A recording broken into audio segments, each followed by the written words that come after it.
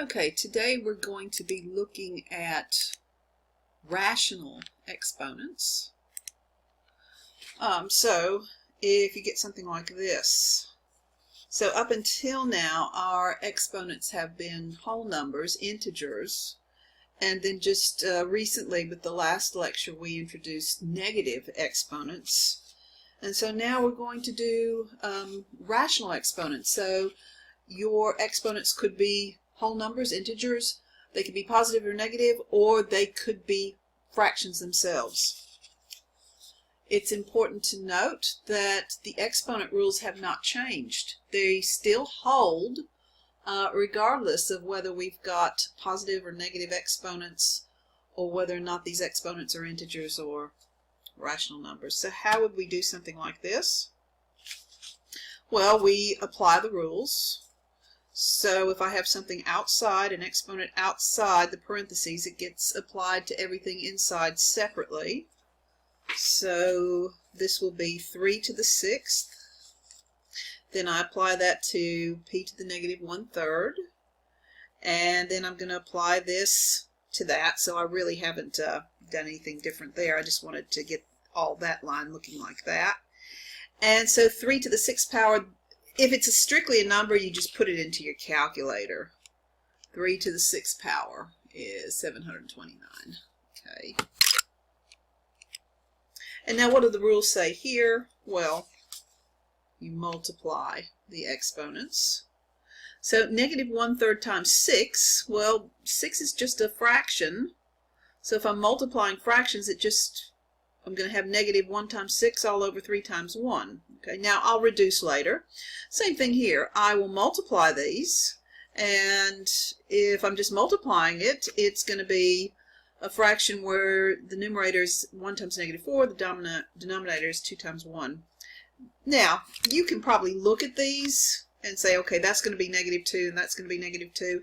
Just for future reference, if you have like something like 6/3 and you weren't sure what it reduced to, do 6/3 in your calculator and then hit the math button and then hit enter 2 times. Enter, enter.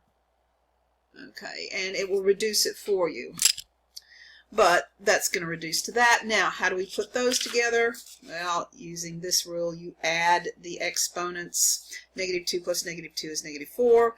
But what did the instructions say? Write with only positive exponents. What is p to the negative 4?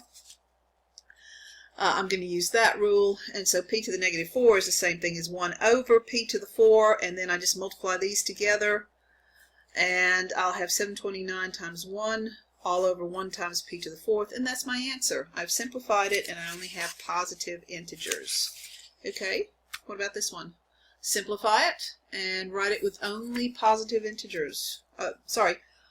Positive exponents, my bad. Okay, well, what I'm going to have to do here is that's going to have to be applied to everything inside here. And same thing here, that has to be applied to everything inside the parentheses. So the numerator is going to be 16 to the 3/4, then x squared to the 3/4, then y to the negative 1/3 to the 3/4. And then down here, I'm going to have x to the 1/4 times y squared all to the 1/4. Now again, if you've got something that is strictly a number, so 16 up arrow, then in parentheses 3 divided by 4, close parentheses, and that gives me 8. Alright, so you can use a calculator on your tests, on your final. So that will give me an 8. What do we have here? Well, the rule says you multiply. So multiplying this fraction, I'll get a fraction 2 times 3 in the top and 1 times 4 in the bottom. What do I do there? I multiply. I'll get a fraction where the numerator, I can see the 3's will cancel. I can see that straight away. So I'm left with negative 1/4. Similarly here, I'll get, when I multiply those together, I'll get 2/4. And then now I can simplify in my calculator.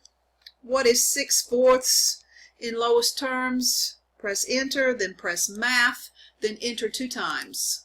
So that'll be 3/2. And of course 2/4, that's 1/2, but you could do the same thing in there. Okay, now I'm going to use this quotient rule. Okay, but I have to divide this up. So that's going to be the same thing as those three things multiplied together. So 8 over 1 is just 8 over 1. I'm going to leave it like that for now. What does the rule say it's going to be for that one? Well, it's going to be x to the power of the exponent in the top minus the exponent in the bottom.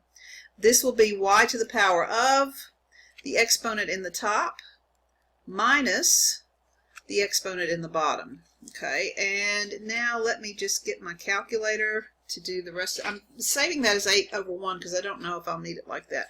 Let's do that. 3/2 minus 1/4. 3 divided by 2 minus 1 divided by 4. Since I don't have multiple entries in numerator denominator, I don't need to put any parentheses. It will read that as 3/2 minus 1/4. Press enter. Press math button. Press enter, enter. So that is equal to 5/4. So my exponent here is 5/4. And then what about this? I have negative 1/4 minus 1/2. Enter. And I get that. Now I need to have that as a fraction. So math, enter, enter. And negative 3/4.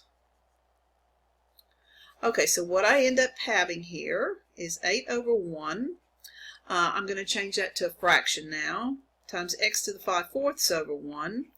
And then y to the negative 3/4 is the same thing as 1 over y to the positive 3/4. And now I can express this as one fraction because I'm just multiplying fractions here. So you multiply the tops. 8 times x to the 5/4 times 1.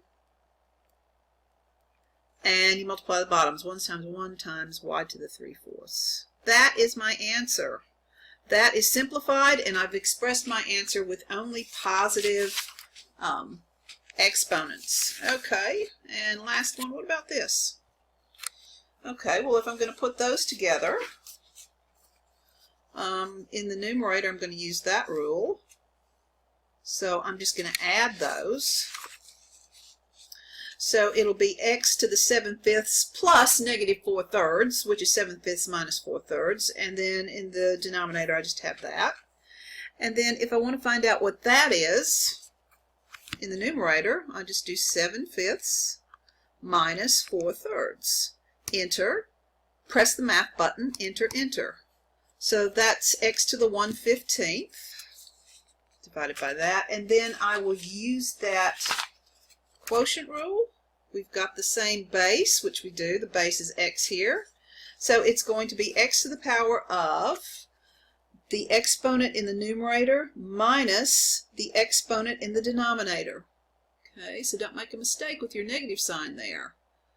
And just say it's 1/15 minus 1/6. It's not. It's the exponent in the numerator minus the exponent in the denominator. Now those negative signs cancel. And then I just do 1/15 plus 1/6 equals, and then math button and enter, enter to get it as a fraction in lowest form. So x to the 7/30 would be the answer to that one. Okay, and that's the end of this lecture.